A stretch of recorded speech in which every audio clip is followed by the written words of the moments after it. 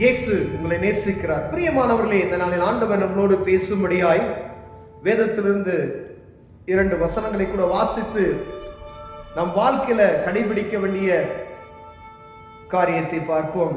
அது சங்கீதங்களின் புஸ்தகம் 50வது அதிகாரம் 20, 21, 22 வசனங்கள் இப்படியாக சொல்லுகிறது. நீ உட்கார்ந்து உன் சகோதரனுக்கு விரோதமாய் பேசி உன் தாயின் மகனுக்கு அவதூறு உண்டாக்குகிறாய். இவைகளை நீ செய்யும் போது நான் மௌனமாயிருந்தேன்.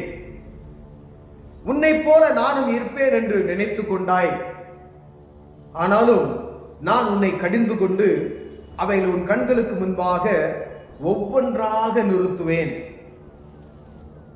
தேவனை மறக்கிறவர்களே, இதை சிந்தித்துக் கொள்ளுங்கள். இல்லாவிட்டால் நான் உங்களை பீறி போடுவேன், ஒருவரும் உங்களை விடுவிப்பதில்லை. பிரியமானவர்களே, கர்த்தரை அறிந்து கொண்ட ஒவ்வொரு மனுஷனுக்கும் மனுஷைக்கும் ஆண்டவர், நான் கிறிஸ்தவன், ஆண்டவரை அறிந்து கொண்டவன் என்று மாறுதட்டி சொல்லிக் கொண்டிருக்கிற ஒவ்வொருவருக்கும் ஆண்டவர் இடைபடுகிறதாவது. இயேசு கிறிஸ்துவை அறியாத ஜனங்களுக்கு இந்த வசனம் பொருந்தாது நான் நினைக்கிறேன். ஆனா ஆண்டவரை அறிந்து கொண்டு செயல்படுகிற ஒரு மனிதனுக்கு, நீ உட்கார்ந்து உன் சகோதரன், உன் தாயின் மகனுக்கு, உன் கூட பிறந்தவனுக்கு விரோதமாய் நீ செய்து கொண்டிருக்கிற அவனூறு பண்ணுகிறாய். எப்படி அவனுடைய சொத்தை ஏமாற்றிக் கொள்ளலாம், எப்படி உன் கூட பிறந்த சகோதரனுக்கு நீ செய்யக்கூடிய காரியத்தெல்லாம் நான் பார்த்து கொண்டே இருக்கிறேன் என்று ஆண்டவர் சொல்லுகிறார். என்னை போல நானும் மௌனமாய் இருப்பேனா? நாள் ஒன்று வரும், ஒவ்வொன்றாய் நீ செய்த காரியத்தை உன் கண்களுக்கு முன்பதாய் கொண்டு வருகிறேன். ஒவ்வொரு உங்க சகோதரிக்கோ, உங்க சகோதரனுக்கோ, உன் தாய், உன் கூட பிறந்த ஒரு சகோதரனுக்கு நீங்க விரோதமாய் அவனுடைய சொத்துக்களை அபகரிக்கிறாங்க. அநேகம் பேர் கூட பிறந்த சகோதரனுக்கு, சகோதரிக்கு விரோதமாய் பலவிதமான காரியங்களை செய்கிறார்களே நாம் பார்க்கிறோம். பிரியமானவர்களே, அப்படிப்பட்ட ஆட்களுக்கு ஆண்டவர் சொல்லுகிறதாவது, உன்னை போல நானும் மௌனமா இருக்க மாட்டேன். ஒரு நாள் வரும், ஒவ்வொன்றாய் நீ செய்த பூரா உன் கண்ணுக்கு முன்னாடி நான் நிறுத்துவேன். அப்படி நான் நிறுத்துகிற நாளில்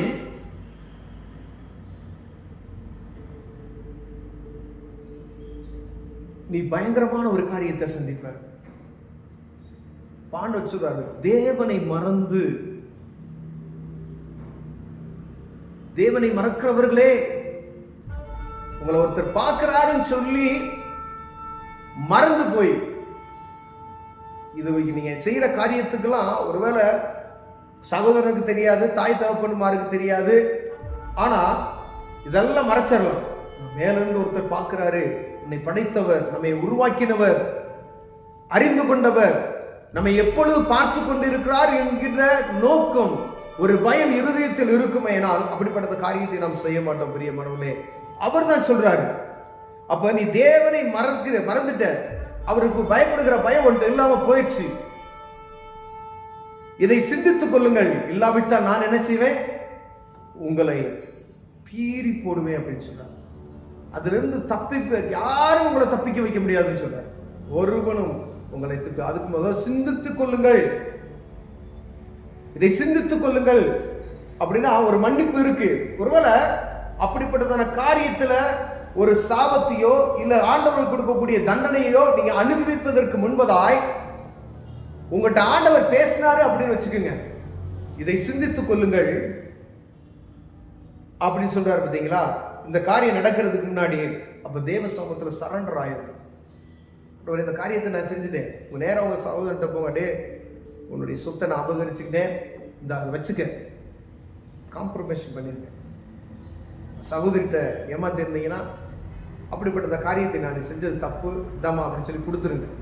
நீங்க யாராவதுனாலும் இருக்கலாம், ஆண்டவர் உங்களோடு இடைபடுகிறார். பிரியமானவர்களே, இந்த வசனம் ஒரு ஒரு கூட பிறந்த சகோதரனுக்கு விரோதமாய் செய்யக்கூடிய ஒரு காரியத்துக்கு ஆண்டவர் வேதத்தில் எழுதி வைத்திருக்கார். பரிசுத்த வேதாகமத்தில் எழுதப்பட்ட வசனம். நீங்க ஒருவேளை சிந்திக்காம நீங்க போயிட்டீங்க அப்படின்னு சொன்னா கீழே சொல்றாரு, நான் என்ன பீறி போடுவேன் அப்படின்னு சொல்றாரு.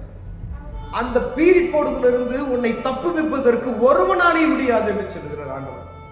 யாராலையும் முடியாது. அவர் சொன்னதுதான்.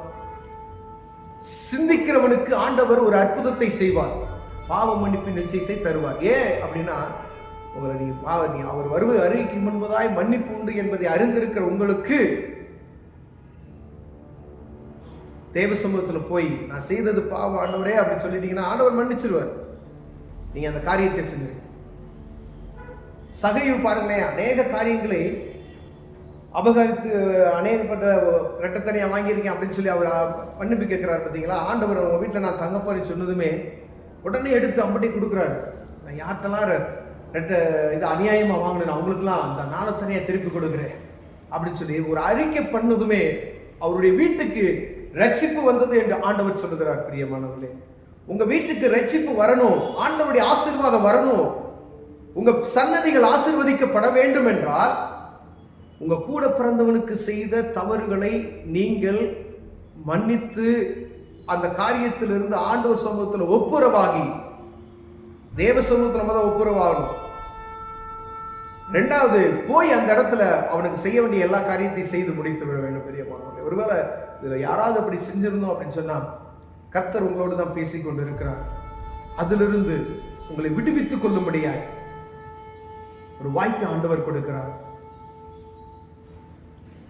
கண்களை மூடுவோம், ஜெபம் செய்வோம். அன்பின் தகப்பனே, எங்கள் சகோதரனுக்கு விரோதமாய் நாங்கள் குற்றம் செய்திருந்தால், அபகரித்திருந்தால் என் கண்களுக்கு முன்பதாய் கொண்டு வருவேன் சொன்னீங்களா ஆண்டவரே, மன்னித்திருங்க. காரியத்தை மீண்டும் நாங்கள் செய்யாதபடி அதை சரிபடுத்திக் கொள்ள உதவி செய்யும். இயேசுவின் நாமத்தில் பிதாவே, ஆமென்.